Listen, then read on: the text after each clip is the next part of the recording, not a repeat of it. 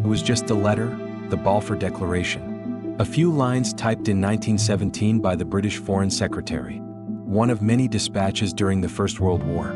But this letter didn't just promise support. It reshaped the Middle East.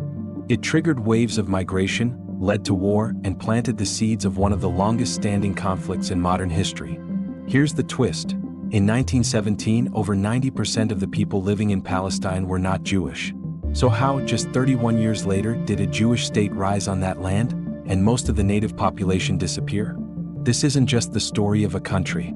It's the story of imperial ambitions, displaced peoples, colliding identities, and promises made then broken. Understanding how Israel came to be is essential to understanding why the conflict persists, and why peace remains so elusive.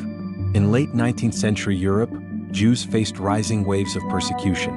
Pogroms, discrimination, and exclusion were common. One man, Theodor Herzl, saw the future clearly. Jews wouldn't be safe in Europe. They needed a nation. Zionism was born. The belief that Jews needed a homeland and Palestine was the ideal location. In 1897, Herzl convened the First Zionist Congress. He predicted a Jewish state within 50 years. He was off by one. During World War I, Britain promised Arab independence if they revolted against the Ottoman Empire. At the same time, they promised Jews a national home in Palestine. The Balfour Declaration, issued in 1917, read, "His Majesty's government views with favor the establishment in Palestine of a national home for the Jewish people." But it never consulted the Palestinian Arabs, who made up the vast majority of the population. After the war, Britain took control of Palestine under a League of Nations mandate. They facilitated Jewish immigration and supported the growth of Zionist institutions. In 1918, Jews were just 10% of the population. By 1947, they were 30%.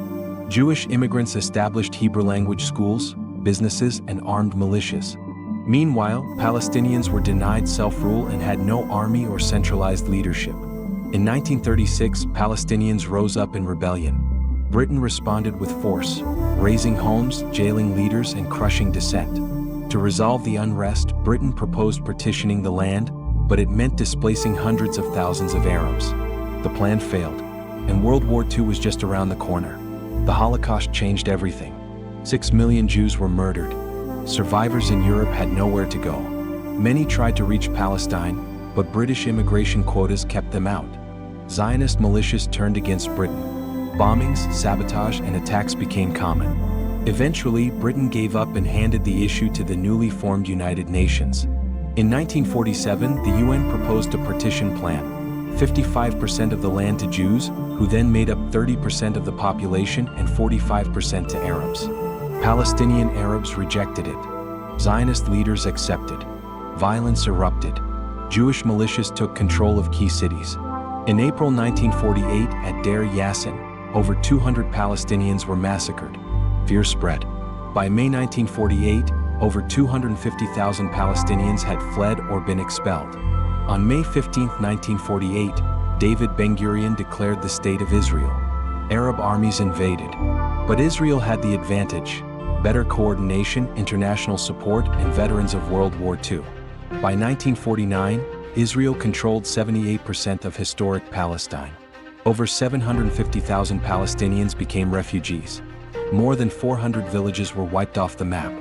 Palestinians call it the Nakba, the catastrophe.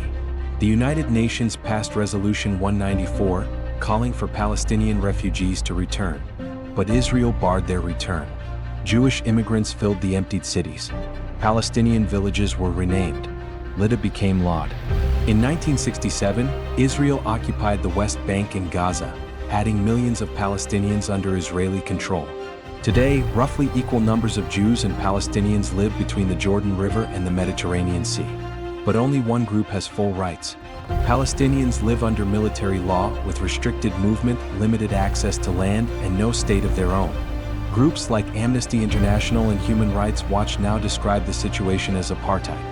So how was Israel created? Through global trauma, colonial promises, and military conquest. Why does it matter? Because the wounds are still open, the people are still displaced, and the conflict is still unresolved. To write a better future, we must first understand the past.